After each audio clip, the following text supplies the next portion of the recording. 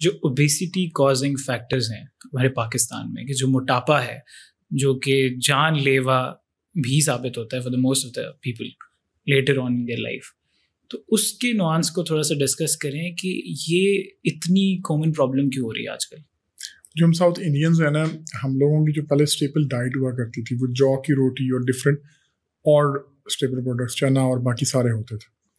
जब गोरे यहाँ पर आए थे ना, तो वीट को उन्होंने इंट्रोड्यूस किया था मैसिव स्केल के ऊपर। ठीक है, वीट हमारी इतनी इंडिजिनस उस तरह डाइट में नहीं थी, तो क्योंकि वीट का आउटपुट ज़्यादा था, उनको अपनी कॉलोनी को सस्टेन करना था, उन्होंने हर जगह वीट क्रॉपिंग कराई और बाकी चीज़ें ख़त्म कराई। तो we people were not that much used to the refined carbs, जो हाई कार्ब जो होता है वीट का, जो फॉरन रैपिडली फैट में कन्वर्ट हो जाता है। ठीक है, इस वजह से हमारी जो पॉपुलेशन में जब वीट ज़्यादा बढ़ी तो मोटापा आना स्टार्ट हुआ। और एक बड़ा डिफरेंट सा मोटापा हमारी पॉपुलेशन में होता है south India that goes from Pakistan India both, कि आप लोगों में देखते हैं कि उनके बाजू और टांगे पतले होते हैं लेकिन पेट इतना बड़ा सारा होता है। It's called central obesity.